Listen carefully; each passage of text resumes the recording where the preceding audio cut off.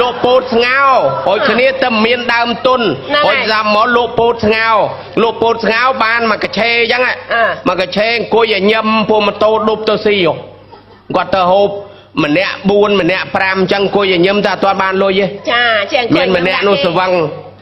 ទៅដល់លេងហូបអស់10ហូបអស់10ពូនហូបអស់10ដល់ពេលគិតលុយស្វឹងទាត់អាកឆេគាត់នឹងបាក់កឆេខ្ទេចពោតនឹងលាក់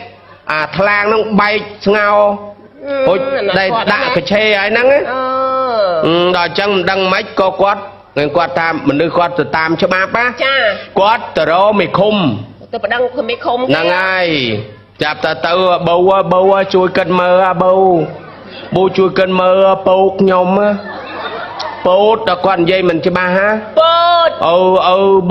បូមួយស្វាំងស្រាមកស៊ីពោកខ្ញុំអូស៊ីពោតហ្នឹងស៊ីពោតអីហ្នឹងហើយថាគាត់និយាយអត់ច្បាស់អូស៊ីពោកហើយអត់ឲ្យលួយស៊ីពោកអត់ឲ្យលួយទាត់សេបាក់ទៀត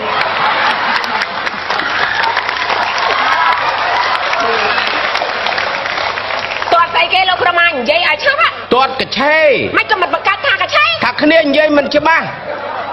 ដៅទៅអញស៊ីពោកអត់ឲ្យលួយទាត់សេបាក់ទាត់កឆេហ្នឹងតែគាត់គ្នានិយាយមិនច្បាស់